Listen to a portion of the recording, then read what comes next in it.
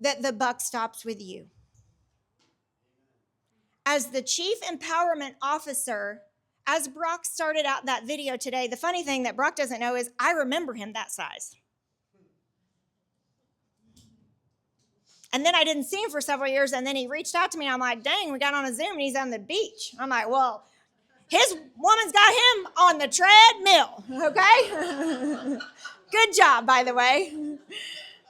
Listen, ownership, the buck stops with you. But here's what I will tell you. Most entrepreneurs that I coach, we always take the blame.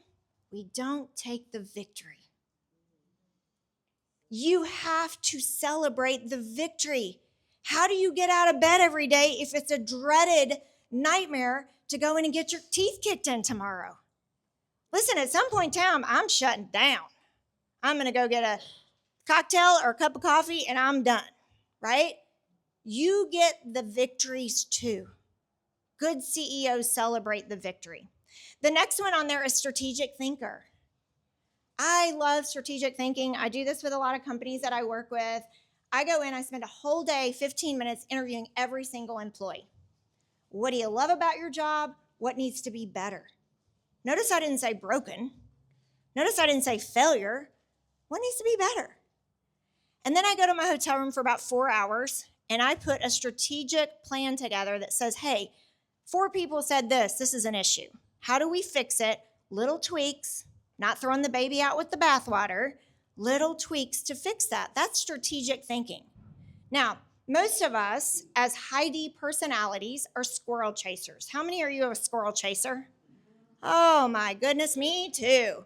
I'm like over here on my computer and then my phone dings and I'm like, oh, I need to buy that on Amazon. So I run over here and then I'm like, oh my gosh, what was I doing? Okay, let me, right? Number one reason why I created the planner that's in the back. I only brought 12 copies, so if you want one, come see me after this. But because I need every 30 minutes of my day blocked or I'm a squirrel chaser. And guess how much squirrel chasing pays us? Peanuts. Who said that? I say that all the time. I'm working for peanuts today, right? When you have a non-productive day. Strategic thinker. Identify the issue. Fix it quickly. Quickly. Listen, we tend to waller in it, and then we want to overthink it, and then we might put it on the back burner. Like, fix it quickly. Rip the Band-Aid off sooner than later. And the last one is laser focus. If you spend any time with me, I'm like all in eye contact. Somebody's already said that to me today. Wow, you are really engaged. How many of you want to go somewhere and talk to somebody and they're like looking for the next person? How do you feel? How do you feel? Unimportant. Not seen. Yes. So I'm going to give you 5 minutes or 10 minutes or 20 minutes, but what I'm going to give you, I am all in. That's laser focus. Listen more, talk. Laser focus, right? Laser focus. The HVA down there stands for high value activity. Now, as a serial entrepreneur, I have my hand in way too many things, I'll be honest about that. But what I can tell you is I have learned to be laser focused in shorter amount of times because as high D personalities, our attention span is about how long? Gone quick, right? So if I can do things in 30-minute increments all in, and then I can move on to something fun, like buy something on Amazon or a cute dress or, whatever, I'm more inclined to get things done faster. Efficiency. So know your strengths. If you're like, hey, I want to work 4 hours all in and then I want to go play golf, do that. For me, I like 30, 45-minute increments. If you schedule a call with me, it'll never be more than 45 minutes because an hour, I'm like, woo, right? And you are too, okay? So remember, another great key component is laser focus. I said this earlier. It was duly noted to put it on a slide all by itself. The buck stops with you. Wins and losses, it's okay. Now, when we talk about vision, my vision for me is I have a 5-year vision. Anybody else in here do vision boards, 5-year visions, things like that? Okay. So for me, that's the big, hairy, audacious things that I want to happen, but it's not going to happen in 12 months. Okay. But to get there, it's the small action items for the next 5 years to crush that. Right. And so when I coach people, they're like, I'm going to double my income. And I'm like, let's talk about that, because when you talk about doubling your income, as a realtor, if you did 2 to 4 and you want to go to 4 to 8, no big deal. But if you did 25 and you want to go to 50, that's a whole different concept. We got to talk about a team. We got to talk about a TC. We got to talk about systems and structure and checklists, right? So when I say dreaming, your vision is the big picture, then the little mini increment steps is how we get there, okay? Here's where we miss the mark. We don't make those action items on our calendar. So 3 years down the road, we look at our vision board, or we look at our vision that we wrote out, and we're like, oh, 3 years ago, I wanted to do X, and I've done nothing to get there, so it's not going to happen. And I call that quitting on your dreams. You no longer get to quit on your dreams. If that's a dream you have, and you put it on a vision board, then 3 to 5 action steps on your calendar for the next 5 years to get you there. I'll show you how that works. I started doing women's retreats in 2023, called 3 friends of mine. I said, come to Florida, we're gonna sit on a bench. Sit at the beach. And they didn't know why they were coming. And I'm like, hey, I wanna roll out this concept. It's been on my vision board for a couple years. And they're like, yes, yes, yes. So I did my first one. All of us are doing vision boards, drinking bubbles. There's magazines everywhere, magic markers flying. There's 12 of us. And one of the girls said to me, well, why don't you do one abroad? Why don't you take us abroad? I was like, wow, I didn't think about that. So I cut this picture of Spain out. I asked them, where would you want to go? And they're like, let's go to Spain. Okay, let's go to Spain. So I cut a picture of Spain out of a travel magazine. I put it on my vision board. And September 24th, I'm moving to Spain for 6 weeks. And the last week, I'm bringing 9 ladies over, and I've rented a house, and we're going to do a 7-day retreat in Spain. And let me tell you how it happened. I found a travel agent out in California that did group coaching and group trips, and I hired her on the spot. I loved her. I was like, if I put $1,500 in her pocket today, she's going to hold me accountable. And I've been meeting with her for 2 years. And the deposits are going to be due February 1st to get us going. So my husband are going to go for 5 weeks, and then the girls are going to come over. I had to put some skin in the game to make it happen. So if your vision is that important to you, what are your action steps to get you to that vision in 3 to 5 years? I got mine in 3. You don't have to wait 5, but we normally do because we don't do the steps that we need. Does that make sense to everybody? Say yes. All right, cool. All right, so let's talk about the meat and potatoes of this whole talk. The 4 pillars of your business. Every business, I don't care if it's the spa, the clothier, the realtor, the finance guy, Chad, whoever you are and whatever business you have, we all 4 have these pillars in our business, okay? They are operations, technology, sales and marketing, and finance. I want to dig into each one of these for the next 24 minutes that I have. Remember, I've talked about it, execution, massive action. This is where we get in trouble. You can't cross your fingers. I'm sorry, I'm used to talking without a wireless mic, so my hand keeps moving, sorry. You can't cross your fingers and wish it to happen. You got to take the action. So the first one is operations. Why do we all love operations? Fun part, who said safe? Thank you. There is 0 rejection in operations. How many of you are salespeople in this room? Every single person, raise your hand, right? So operations is the place that we go that's so safe. We can write thank you notes, and we can create flyers, and we can order thank you gifts, and we can do all the fun stuff with 0 rejection. And what happens is we stay here way too long.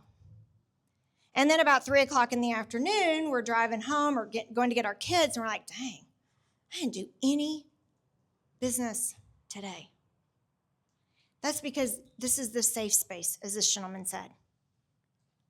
Don't find yourself here very long every day. This is where we outsource.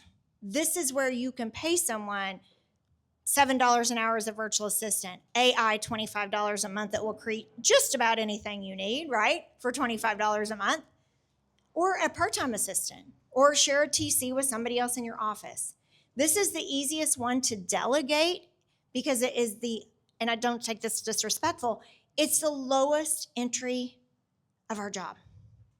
The bar of entry is very low here. We can outsource this, okay?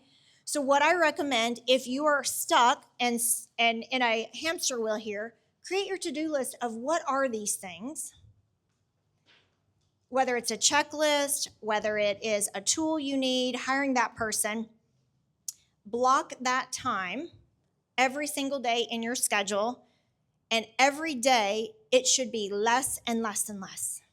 Right now, if you're a solo entrepreneur, maybe you spend 4 hours a day in ops. When you get back to your office next week and you're dialed in and you're really duly focused, say, okay, here's the 20 things that I do in a week that I could outsource or simplify. And my schedule, this is a game I play with myself, so don't laugh. Any UT fans in here? I'm going to apologize right now, okay? Sorry. No harm, no foul, okay? So what I have learned is I'm a visual learner. As high D personalities, how many of you learn better visually? Most of us, right? It's the easiest way for us to learn. So what I do is my calendar is color-coded, okay? So color-coded meaning that my power hours are green because what am I looking for? Money, okay? Red is something that says, stop, you have to do this. That's a scheduled appointment, okay? Purple is my favorite color. So all of my personal things on my schedule are, I'm not a UT fan. Sorry, fellas. So because I don't like UT Orange, I'm a Kentucky fan. Go Cats. Yeah, C-A-T-S, cats, yes. So I want as little orange as possible on my schedule. So if I'm doing my job well, there's very little orange on my schedule. So pick your least favorite color, the thing that doesn't pay you the most or that you don't enjoy the most, and make that the color. And every year try to do less and less and less in that color until you can get it delegated. It's just a game. Guys, when you start embracing your career, the calendar part of your career is just the game. How do we get more done in less time? How do we outsource the things that don't get us paid? Okay? So whatever your to-do list is in ops, simplify it, reduce it, outsource it, and have as little as possible on your schedule for this as the CEO, because this is not where we get paid. Make sense? All right. Let's talk about sales and marketing. It is the lifeblood of your business. I don't know how much easier I can make that. As a salesperson, you must sell every day. Now, I have people that I coach all the time. They're like, I stink at marketing. I'm like, so you don't go to a networking event and shake a hand and kiss a baby and get a business card? That's marketing, folks. Funny story. In 2016, I sold 363 houses in 365 days in this market with an 8-person team. Okay? Not one Sunday. Not one Sunday. Now, just a few years prior to that, Facebook came out. My team came to me, we got to go on Facebook. Here's what I didn't say about those 363 sales. I've never bought a lead. 100% referred agent. 100% referred agent. I don't know how to tell you to convert a Zillow lead or a Realtor.com lead or any other kind of cold lead. I don't know how to help you with that. You want to build a cash cow in your database and your key influencers? I got you. But I cannot, and Brock knows this, I cannot tell you how to cold call. I don't know how to do it, okay? So in 2000, like I said, 16, I sold the business. Maybe around 2012, my team came to me and they said, we got to get on Facebook. And I'm like, I don't have social media. No, we got to get on Facebook. I'm like, okay. Well, one of the things we're going to put on there, because it was in our listing presentation and our buyer consultation, was the hours that the office was open. Monday through Friday, 8 to 6:30, by appointment only on Saturday, closed on Sunday. They're like, no way. You cannot do that. I said, then we're not going on social media. I stayed hard and firm to that. Finally, they gave in. We went on social media, and I want you to know from that day forward, I made more money year after year after year. In the collapse of the market here, if you buy my book or you've read my book, I had to borrow $150,000 out of my personal savings account to keep my doors open. In 2010, I bet on myself, and from that day forward, after I came out of 10, the collapse of 10 here in Nashville, 11, 12, 13, 14, 15, 16, I netted $1 million 4 of those 6 years as a real estate agent. It is very hard to do. Very hard to do. Not buying a lead. I worked 40 or less hours a week. I was a networking machine. So when you get a break here today, if you're not networking and sharing cards with each other, shame on you. The name of your game is, what do you guys do for a living? Sales and marketing. You're in a room with realtors around the country, realtors in your backyard, insurance guys, title lady, the clothier company, the money guy. I mean, what are you doing here if you're not trying to expand your sales and marketing, right? But what happens is the most rejection happens here. We get, no, you're not worthy. No, you won't cut your commission. No, your plan's not good enough. Listen, that no puts you one step closer to the next yes. 2 things you need to know about the phone. You cannot get a black eye on the telephone. A few of you got that, the rest of you didn't. You'll get it in a second, okay? You cannot get a black eye on the phone. And if you have not been cussed out in sales, you have never lived. It's just the way it is. You are going to get some no's. You are going to get, stop calling me. You are going to get, okay. It's okay. Those no's get us closer to the yes. One more analogy to give you around sales and marketing. You guys are here. I tell this story all around the country, and people look at me like I have 3 heads. But, there's a little manufacturer right down the road called Nissan. Anybody ever got to take the tour of the Nissan plant here? Amazing, amazing concept. If your kids are in elementary school, I guess they still do this.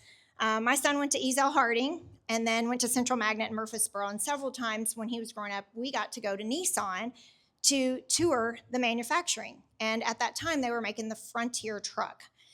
And so you come in, you get on this little, like a little, trolley bus, whatever you want to call it. You put the headphones on, and they start putting what it appeared to me to look like junk. Okay, it's just a bunch of pieces and parts, and it's on this conveyor belt. And if you know anything about a conveyor belt, they never stop. I mean, twice a year, Nissan shuts down 2 weeks in the summer and 2 weeks in the winter to service the machines. But other than that, they run 24 hours a day.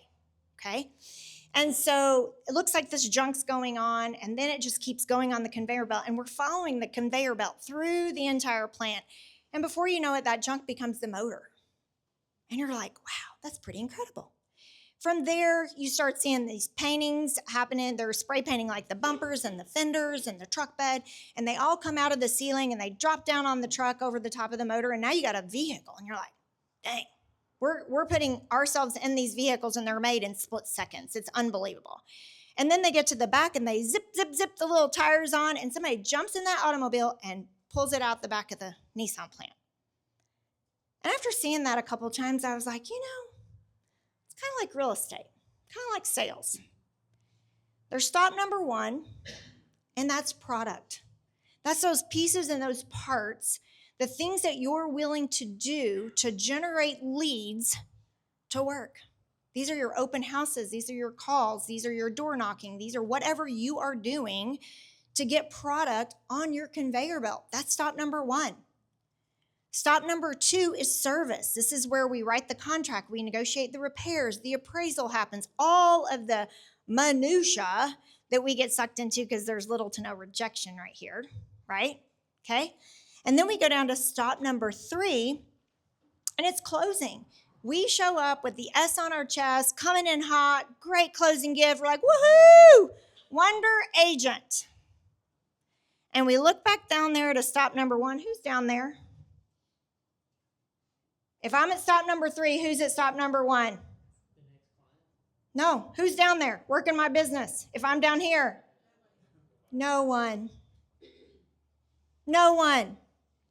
So that's why sales looks like this. Oh my gosh, I'm realtor of the month. Oh my gosh, I'm starving to death. Oh my gosh, I hope, everybody knows I got the plaque on the wall. Oh my God, I hope my lender has a free luncheon. Can anybody relate to the highs and lows of sales? We all can. It doesn't matter the business you're in. So if we know that, and we know that 60% of our paychecks come here, how much of your time should be spent here? At least 60%. But if I look at your calendar, exactly what Brock said, I say the same thing. Show me your calendar, show me your checkbook, and I'll show you where your loyalty lies. If you don't have prospecting blocked in your schedule 60% of the days you're working, shame on you. That's hard talk, but it's for real. If we say we're salespeople, why are we not selling? I was just telling Justine and Rebecca and Chad, there were several of us Joe in the green room, and I said, I challenged myself to make 3 hard calls a week to ask people to get on their stage. And I don't speak for free. So I'm coming with a hefty price tag to say, hey, will you hire me? And I was saying to Justine, no small talk. You get them on the phone, you say, hi, I'm Kendra Cook. I was at your event last month. I really want to talk to you about being a speaker on your next event. Is this a good time? I don't say, how's the weather? Listen, if you're a high D personality, your time should be super limited for distractions and interruptions. It should be so blocked that my paycheck matches my calendar 60% of the time.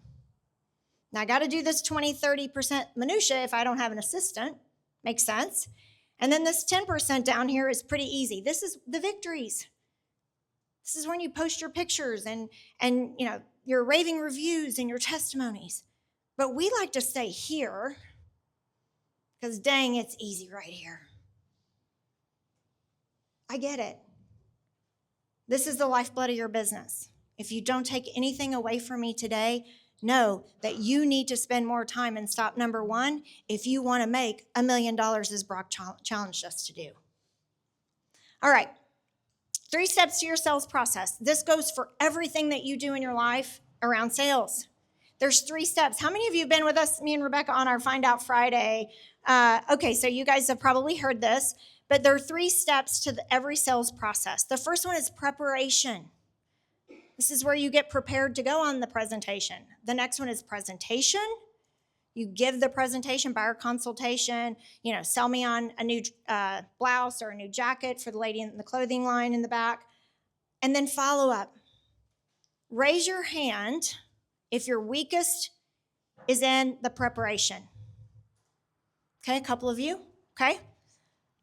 How many of you struggle in the presentation where you're negotiating your commission and you're telling them how to paint their house and do all that? Anybody struggle in the presentation? Okay, how many of you struggle in follow-up? It's the number one issue for salespeople is follow-up. Let me give you the easiest task I can tell you. Create a system, put it on your calendar. Simplify it, make it universal. High D personalities, we want to overcomplicate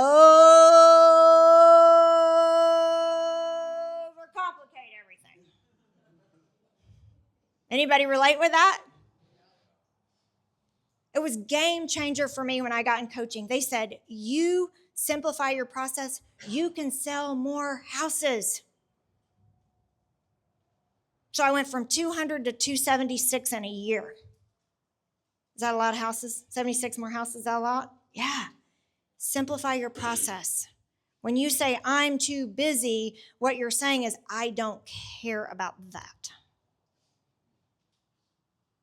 We're not too busy. We just don't slow down to take the time to create a system. If you're in this room networking with other people and you're like, I need a checklist for X, start asking each other, hey, do you have a good checklist for this? Hey, do you have a good checklist for this? Share. Listen, everything I got was because somebody else gave it to me. Now I got to tweak it, and I got to fix it, and I got to correct it, and I got to put my logo on it, and it's got to be my color and all that stuff. I get it. But rip off and duplicate. If you see something here today you want, call me, email me, go on social, say, send me that. I will share 100% of everything because you know what? There are no new ideas. If it's new, it's not true. Can we just accept it? I mean, how many of you have bought crap on Amazon? You're like, this is crap. I'm going to go back to what I had. Or Instagram, I got to have that. And you get it and you're like, that ain't. If it's not new, if it's new, it's probably not true. There are people in this room that are selling a ton of stuff based on borrowing stuff from other people. Rip it off and duplicate it. Don't overcomplicate it. Track everything. That's part of sales and marketing. I get people all the time, they're like, oh, I make 100 calls a week. I'm like, great, track those for me. How many talk-tos? How many left voicemails? I get their call sheet, 51, 46, 71. I'm like, well, I thought we were making 100. Well, I just couldn't get there. So you're not making 100, which is fine, but we have to track your talk-tos, conversions. Talk-tos and conversions is how we get paid. It's not enough to generate a lot of leads if they never convert. So when I'm tracking data for somebody I'm working with, I want to know how many calls you made, how many talk-tos you had, and how many conversions you had. Then I can see if we have a conversion issue or the people we're talking to is the issue. You could be talking to the wrong people or you could be saying the wrong thing. So for a long time, I was like, oh, I have to have 100 leads. I have to have 100 leads. Well, I was a master converter, so I didn't need that many leads. I was chasing and not following up, and I was burning bridges. Does that make sense?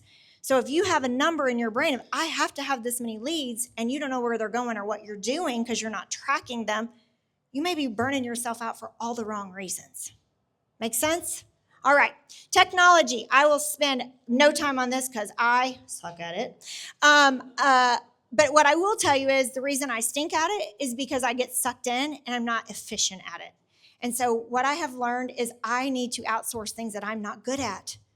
Because if I don't make money here and I get sucked in, I'm losing money in sales and marketing, what happens to my income? Anybody willing to go backwards? No.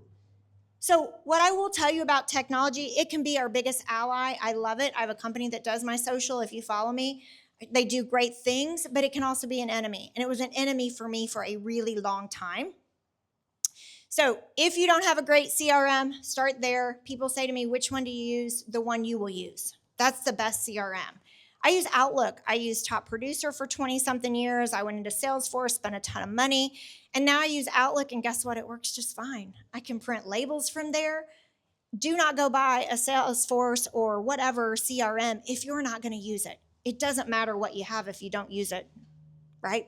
So keep it simple, stupid, in all respect. Keep your expenses low, keep your efficiency high, and you will make more money, I promise. All right, the last one as we wind down, I'm super passionate about this. I started out talking about my TEDx talk. Finances is the most revered one that nobody wants to look at, but it's the most important one. If you do not have capital and you do not track your money, you will be broke very soon. If you read my book, my husband and I were really struggling. I'm very raw and real in my book, so for those of you that have read it, you know that. But we were on the struggle bus. I could not work as many hours as I needed to keep up with the demand. And he came to me and said, that computer has got to go out of this house if we're going to make this marriage work. So the first attempt, computer left. I went to the office. I'm leaving the office. I'm guilty because I'm not working. And then I get home and I feel like I should be at work. And when I'm at work, I feel like I should be at home. Anybody? Yeah, right? So I was driving home one day. I don't know what came over me. Somebody said, I know it was the little devil. And he said, you could just sneak out of bed at night and go back to your office and work while your family's sleeping. And it's no harm, no foul. True story. I did it for months until I got busted. I got the ultimatum. I got on my knees as a believer. Within 3 weeks, I was in Palm Springs. I signed up for a coaching company. And the first thing they said to me is, you don't have a time management issue. You're broke. I thought I could outwork the money. I could work more, I could make more money. I could work more, I could make more money. I'll make more money and I'll pay my taxes. I'll make more money and I'll pay my car payment. I'll make more money. Let me assure you, you can't. This is the mirror. If this is the thing you are neglecting, fix it sooner than later. Realtors in the room, number one reason for divorce, right here. Number one reason for divorce among realtors, finances. If you have a big nut to crack and your spouse or partner doesn't know it, go home and have that conversation sooner than later before the marriage is over. I'm happy to say May 11th, I will be married 30 years. He didn't leave. We fixed it. But it was a hard ride. Those conversations are hard. They're hard. But I'm telling you, I work now because I want to, not because I have to. And I pray that for all of you. And it all changed when I got raw and real and said, honey, we're one bad month away from bankruptcy. And he said, we'll fix it. 3 years, no vacations. You know what? My kids are fine. My son works at Greater Nashville. Anybody a member of Greater Nashville Board? My son is Corey Cook. He's the government affairs manager there. Master's degree, bought a house here on his own, bought a car, paid it off in 2 years. I have a bonus child. My daughter Chloe is in the Marines. She is a bad ASS, and she's a welder, underwater welder out in San Diego. Listen, your kids are watching you. If money stresses you out and you're not an example for them, fix that when you go home today. Thank you guys so much for your time. I appreciate it. God bless. Thank you. Give her a round of applause. She ended it.